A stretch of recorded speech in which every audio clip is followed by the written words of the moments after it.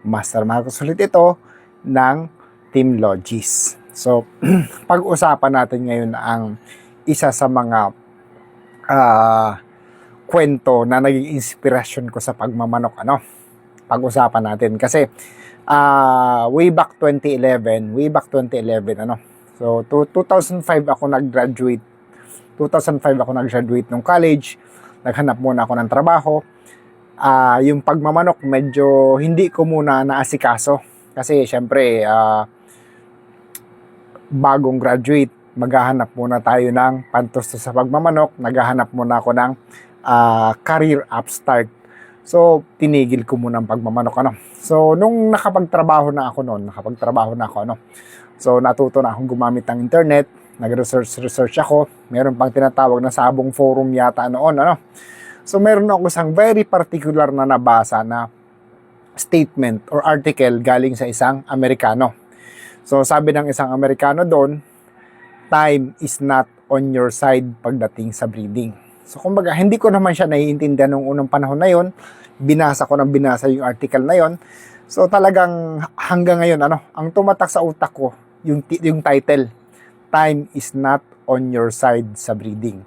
So, hindi ko pa naiintindihan yon hanggang sa dumating ako dito sa punto na nagseryoso na ako sa pagmamanok way back 2021. Way back 2021, nung nagseryoso na ako sa pagmamanok after nitong mga online sabong na kung saan tayo nakapagpundar ng opportunity. So, nagseryoso ako pagmanok. So, hanggang ngayon, isipin nyo 2011 ko pa na-encounter. Hanggang limutan. Touch para sa statement na yun. Very attached para sa statement. So, ano ang connection nun dito sa pagmamanok ko? Ano ang naging connection sa pagmamanok ko? So, eto. Sabi ko nga sa inyo, ngayon ko lang naintindihan lately kung anong ibig nun. Noong 2021, nagbe-breed na ako. Nag-umpisa ako mag-breed ng mga manok ko. Ngayon, tuloy-tuloy ang breeding ko since may pera, since may budget, since may facilities, may mga tao ako. Tuloy-tuloy ang breeding ko, laki ng gastos. Dami kong manok. So, tuloy-tuloy. So, di ba sa atin may season tayo ng early bird, may season tayo ng local born, may season tayo ng national born, may season tayo ng late born, and off season pa. So, talagang halos limang breeding season meron tayo, Ngayon, sa limang yan, tuloy-tuloy ang breeding ko ng papuro. So, early bird saka local. Early bird, gagawa ko ng hiwalay na pamilya ng papuro ko ng Bruce Barnett. Local, ibang pamilya na naman ng papuro. National, ibang pamilya naman ng papuro. Late born, ibang pamilya naman ng papuro. Tapos, off-season, ibang pamilya naman ng papuro. So, kumbaga, dumating ako sa point na ang nakatali kong mga puro sa farm ko, napuno ko ang talian ko ng 1,000 manok. Napuno ko siguro ang puro na nakatali, mga 300-400. Hindi pa ako nagbebenta ng manok noon. So, first 2 years ng breeding ko, hindi ako nagbenta ng mga manok. Kasi talagang gusto ko mapili muna sila na maayos, makilala sila, maobserbahan sila. So, alam ko, ang ilan sa inyo dito na nagtatanong sa atin, medyo suplado tayo noon, ayaw natin magbenta ng manok. Kasi nga, inaaral ko pa talaga sila. So, ang dami kong manok. So, from the negative point of view, ang daming basura sa farm, ang daming nakatali. In fact, yung inuupahan ko dito, yung may-ari, yung mga kaibigan ko, sabi sa akin, ang papangit na manok mong nakatali. Papangit. So, ako naman, masakit, pero kailangan kong tanggapin kasi yun ang katotohanan. So, yun ang negative side. Yung positive side naman para sa akin, naaaral ko sila. Sino ba naglalabas ng pandak? Sino ba naglalabas ng matangkad? Sino ang naglalabas ng magaling? Sino ang naglalabas ng sugod? So, kumbaga, which is which, who is who. So, with that process, mas nakilala ko sila, mas natutunan ko sila, mas nalaman ko sila. So, hindi lang sa puro yun, So, pati sa crosses, early bird, ibang combination ko ng crosses, may iba akong experimental, local may ibang experiment, national may iba akong experiment, late born may iba akong experiment. So, talagang napaka gulo ng utak ko nun, napaka likot ng breeding ko, kumbaga halos lahat ng bloodline na pwede kong mabili kasi nga sabi ko nga, medyo nakapagpundar tayo, may ipon pa tayo that time. So, binili ko lahat ng klase ng materyales na kaya kong bilhin, na gusto kong bilhin. Kasi gusto ko talaga silang matutunan, gusto ko silang makilala as early, kasi naging ugali ko to, even sa career ko, sa corporate, as early, I really want to fail early. I really want to fail early para makita ko what will work. So, ganun, naging tuloy-tuloy ang sistema ko ganun for the next 2 years after ng breeding.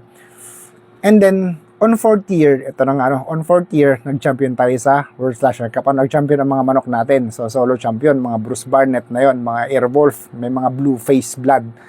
So, talagang doon natin nakita na talagang kaya na mag-compete ng mga manok natin doon sa gitnaang labanan. And, nakorek ko na ang station nila, napaganda ko na sila. So, talagang ang daming pinagdaanan. Now, anong relation nito doon sa nabasa ko na sinabi ng Amerikano na time is not on your side sa breeding? So, kung maalala nyo, yung mga naunang breeder sa atin, yung mga matanda, since hindi pa naman gaanon kasagsag ang labanan noon, yung Stag Derby nung mga hindi ko alam kung may Stag Derbies pa, Stag Derbies na noong mga 1990s, 1980s, 2000s, di ko alam eh.